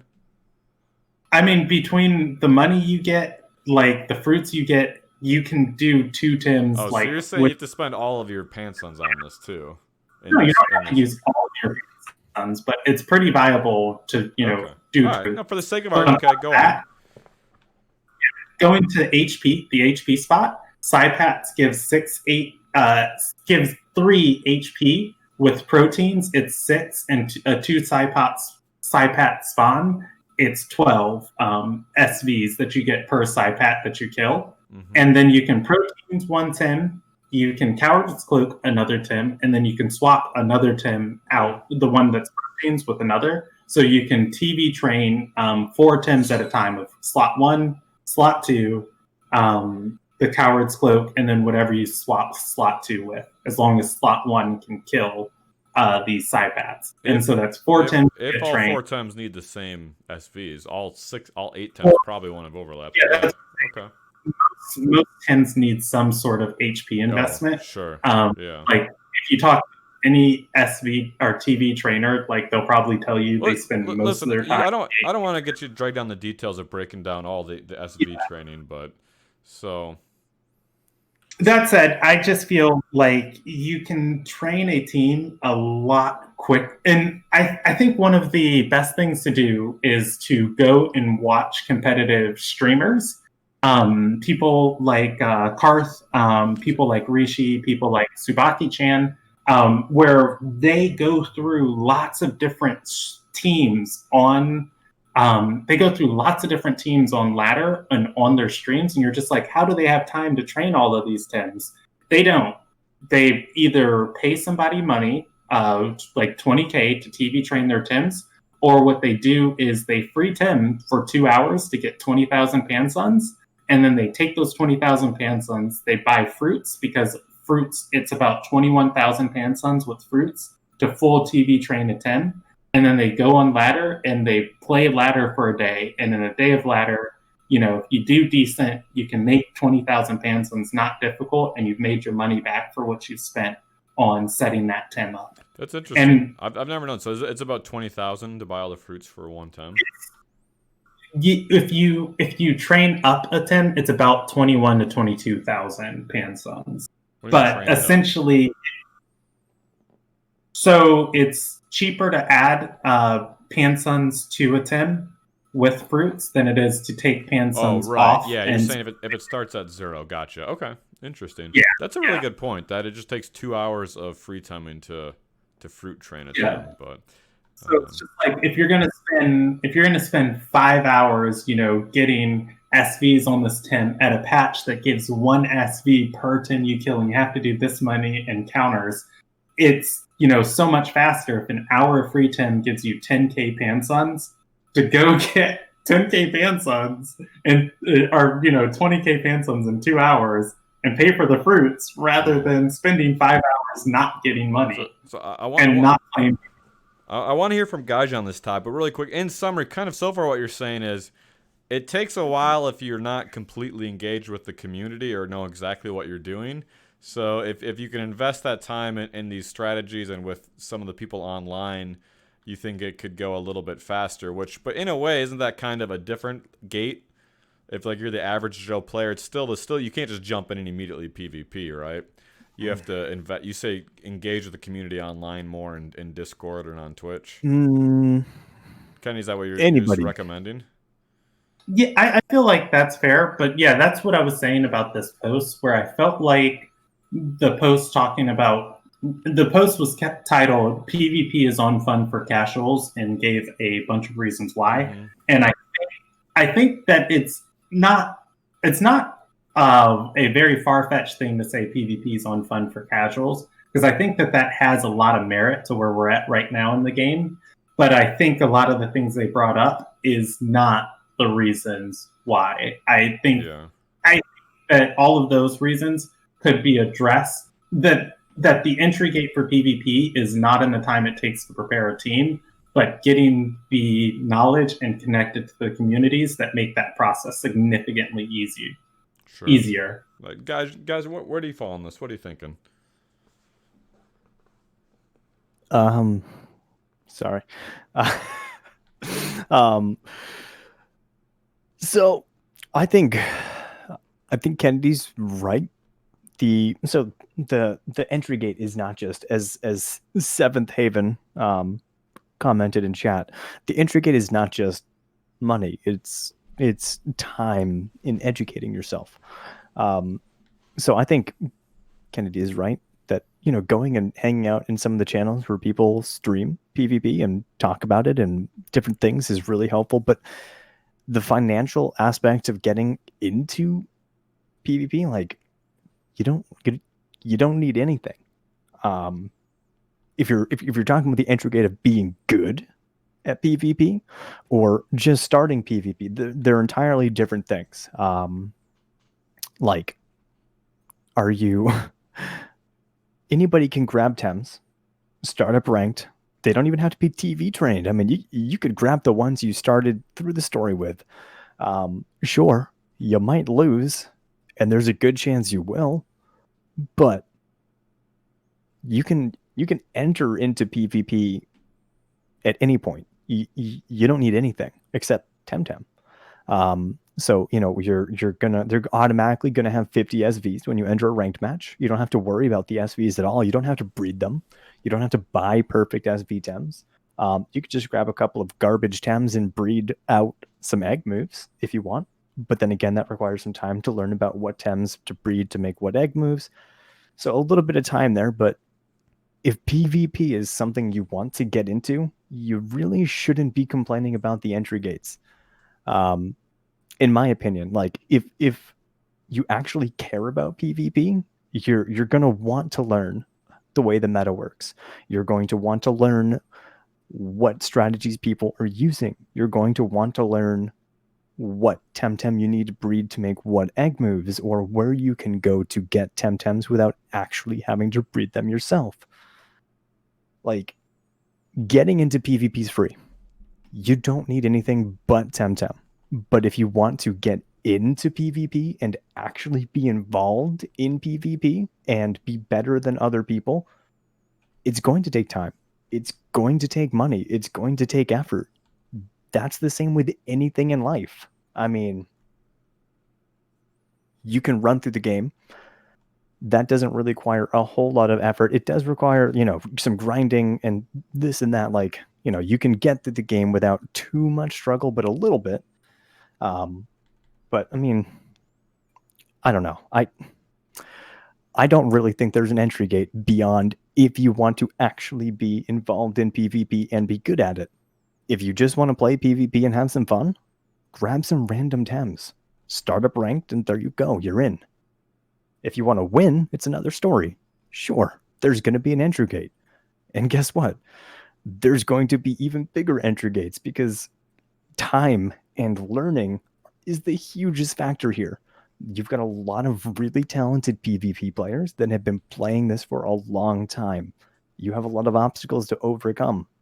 Yes, there are entry gates for the top tier of competitive. If you're talking about bottom tier, entry level, just bam, startup ranked, no. I don't think there's an entry gate. Yeah, I think I agree with that. That's people to get too clung up in trying to get the perfect team before they queue up for their first match. So my advice to everyone that is asking me questions about that is always just go play some matches first and then worry about your perfect team after you've seen a few matches, you've seen the pick bands, you've had I'll be some right back real quick. If I might make it a little more philosophical and high level here, I think it's interesting to think about the genre of the game of Temtem, that it is an MMO. And by its very nature, that implies, something that you grind in and you spend a lot of time in and you sink time into. MMOs are traditionally time sinks. But I think in this day and age of gaming, that's kind of been a fading category and fading in popularity.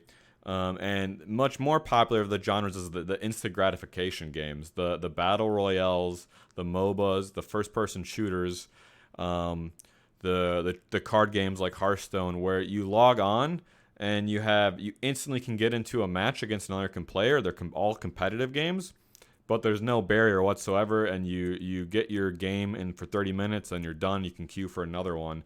So I think there's a huge mainstream part of gaming that's all about that style of game, and I think a lot of players that are frustrated with the Temtem PvP experience maybe are coming from that, which is understandable, but I think that you have to look at it that it's an MMO, it's a little bit more grindy. Just like World of Warcraft PvP, you don't just buy World of Warcraft and instantly jump into PvP. You have to level up your character to max. You have to work on getting gear. You have to work on your build. Like, that is a huge entry grade as well. So by comparison, it doesn't seem quite so bad in Temtem.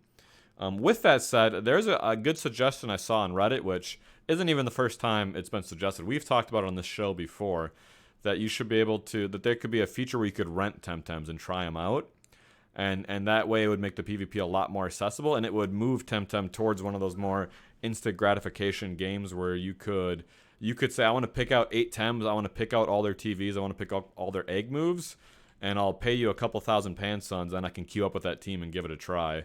Or I think in the Reddit post they said, like, if you won a match with rental Tems, you wouldn't win Pansuns, you win reduced Pansuns.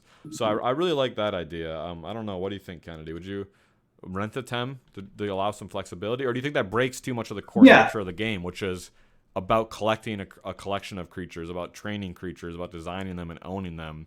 Like, does it break that too much and way too heavily to those gamers that are coming from Apex Legends and Fortnite and Valorant and Hearthstone that are used to just insta pushing a button and playing? So they've already posted when they first talked about the ranked matchmaking that automatically SVs and ranked matchmaking scale because they want to make it easier for players to get into competitive PvP.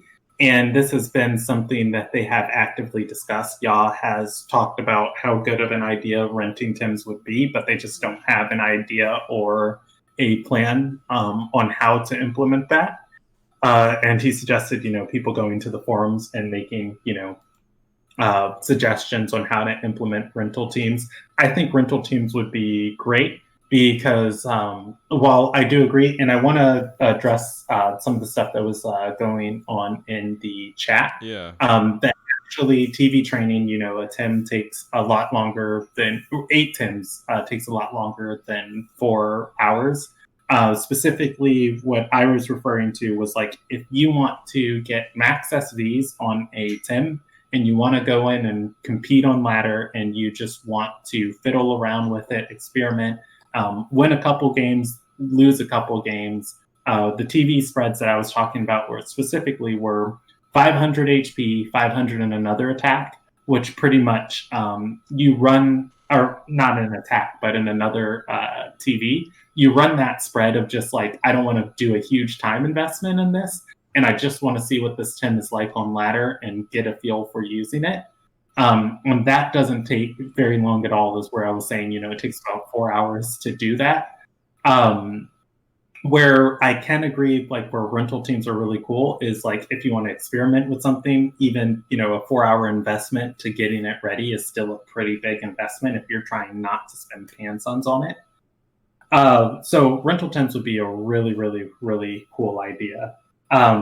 That said, there was another thing in that post that I really, really wanted to discuss.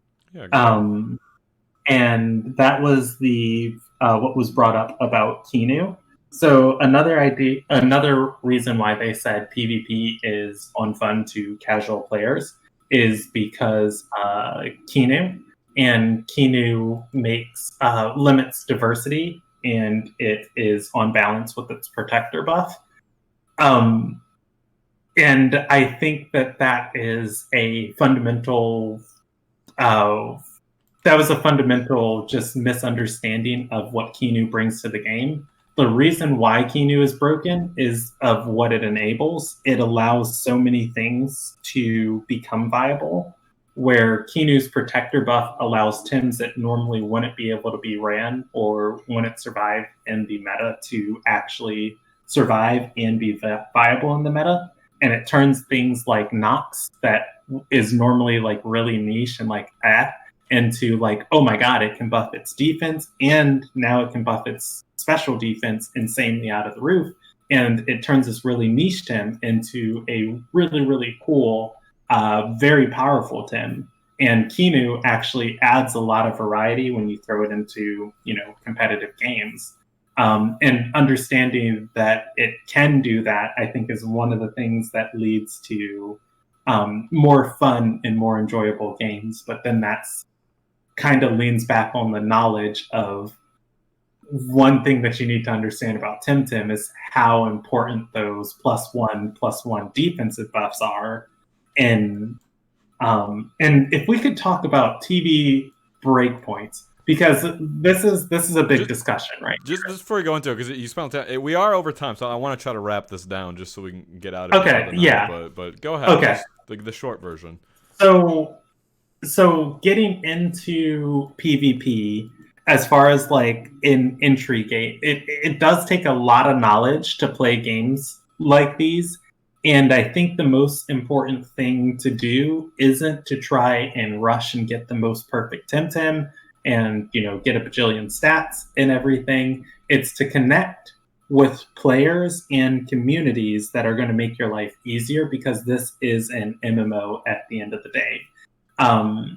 And so when you're talking about, having a better time in PvP, the understanding of, so there was discussion in the chat that said 500 HP, 500, attack isn't a viable build. Why is that not a viable build when you want your Tim to live as long as possible and you want them to deal as much damage as long as possible? The easiest Tim to do an example of this is 2-Vine. So when you're doing 2 TV spreads, 2-Vine is one of the most common Tims that deals a butt ton of damage. you want your Temtem to be able to live a Crystal Plume Gatling on, turn 1. And so let's say you don't want to be two-shot by Two-Vine. If Two-Vine does Crystal Plume Gatling on your Temtem and deals 52% of its HP, it dealt over half of your Temtem's HP, which means it's going to die in 2 shots. So it dealt 52% the first time, you're at 48% the next turn, it does 52% a second time, you are dead. So you need to get your TV spread to where it doesn't deal 52%. So let's say you move your TVs and you get just enough HP so that Crystal Plume Gatling does 49% damage. So turn 1, it Crystal Plume Gatlings you live. Turn 2, it does another 49% damage, but you have 51% HP, so you live with 2% HP. And turn 3, it has to Crystal Plume Gatling you a third time.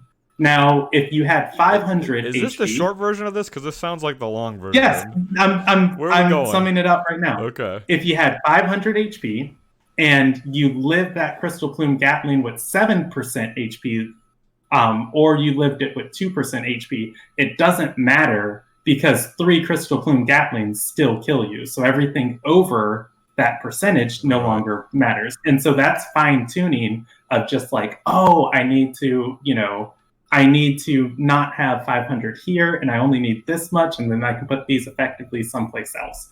That's knowledge that you get from, connecting with the player base, and understanding that you would need that knowledge is something that it takes, playing lots of games and stuff in order to get.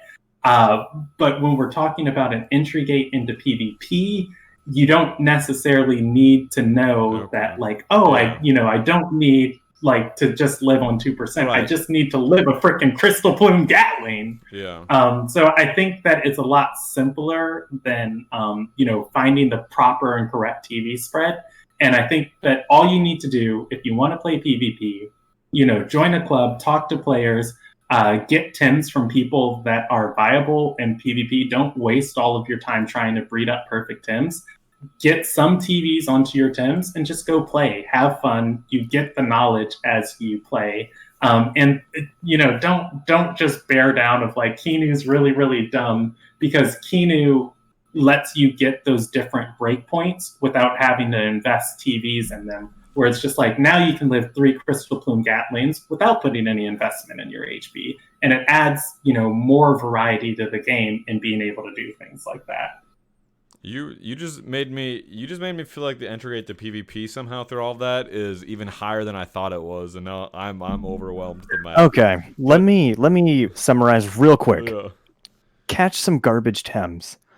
Find if you care about egg moves, look it up on the wiki. They're all there. There's a bunch of posts that talk about which ones are competitive, etc. Catch something. TV train 500 HP and 500 something. Just 500 and 500. Like, don't worry about fine tuning to start. Fine tune after. Start with 500. Fine tune after. Yeah, Gaijin has made that's absolutely perfect point. That's what I was trying to say. I couldn't find the words for it. It's just like, it doesn't matter. But yeah, 500, play around with it, get a feel for it, fine tune later. I mean, you can't go wrong with 500 HP. I mean, if you want, 500 HP, there's your health. Boom. And then you've got 500 into attack or something. Like, just 500, easy peasy. They're quick to bang out, and problem solved. Could I read something from chat real quick? I just saw scrolling. Tupup said, to be honest, to get into PvP this game, you either buy breed jacks or catch Wild Tim. Quick breed for egg moves, and don't think about perfect SVs quickly.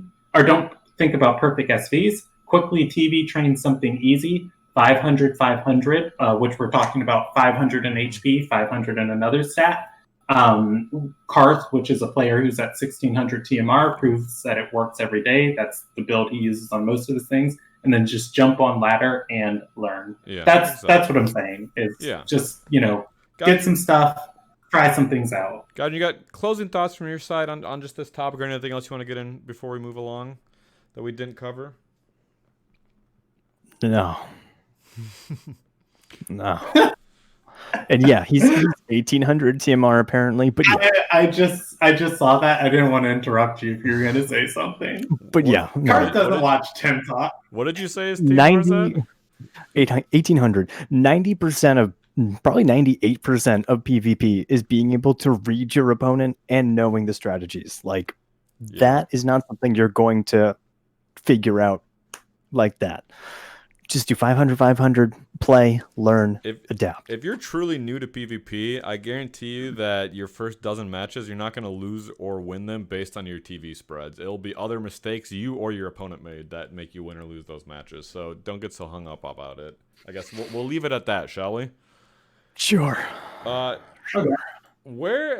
go straight into the plugs. Where can people find more of you online in the interwebs? Gaijin, what about yourself?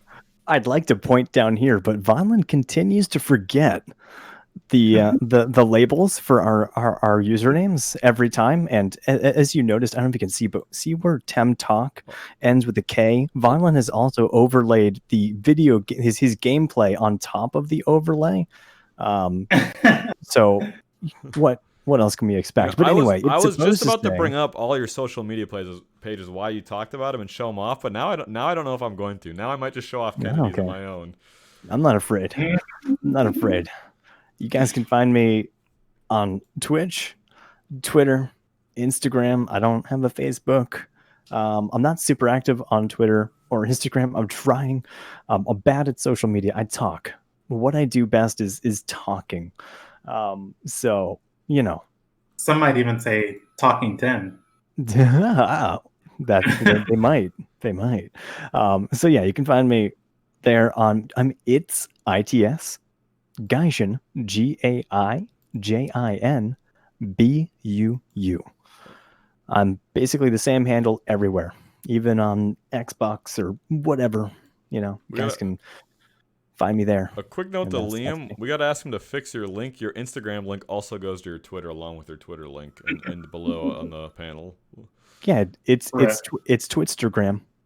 Kennedy, what about yourself, good sir? I'm on Twitter. Please just follow that. I'm on Twitter at PresBKennedy, PresBKennedy. I have a YouTube channel where I live stream D&D if you want to watch that content, but I mean, I don't really do it for the views. I just do it because it's really fun to do storytelling. And I'm on YouTube at the same thing, PresBKennedy. But I'm actually getting a lot better at tweeting about what I'm doing when I'm doing stuff. So I will try and be tweeting out more. So that's if you want to follow my content, that's where to say or follow it. And I will announce something really cool here. I've been working on a project for the last couple months. I'm working on a webcomic.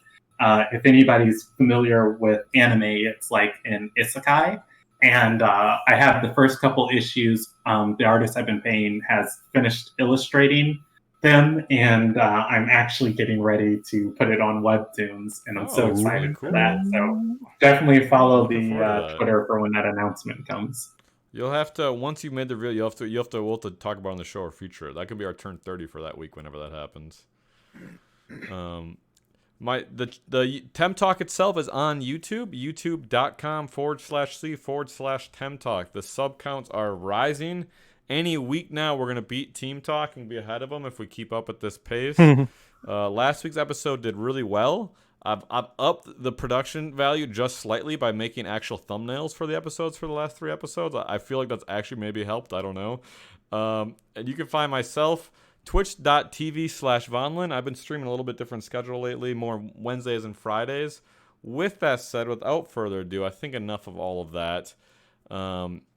Gaijin, did you come up with a turn 30 that you wanted to use for the end of the show? For those that don't know, we're going to talk about something outside of the world of Temtem that we personally enjoy and just want to talk about. So, do you have something for us, good sir?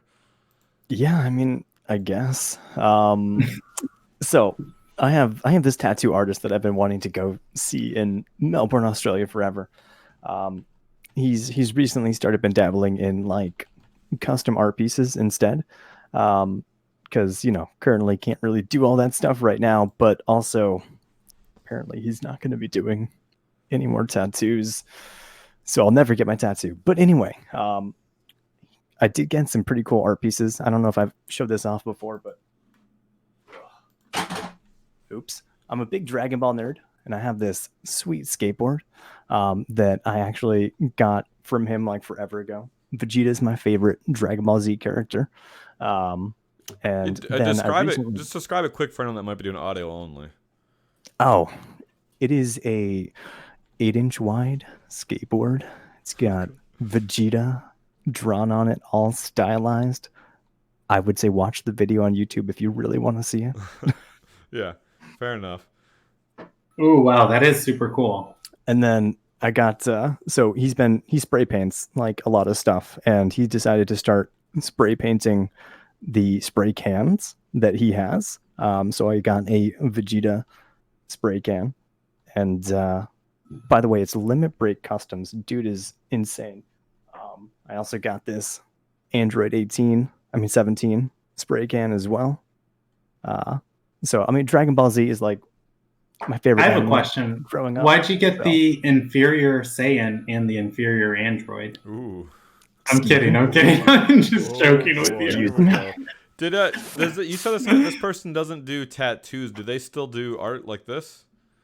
Oh yeah. So they're transitioning away from.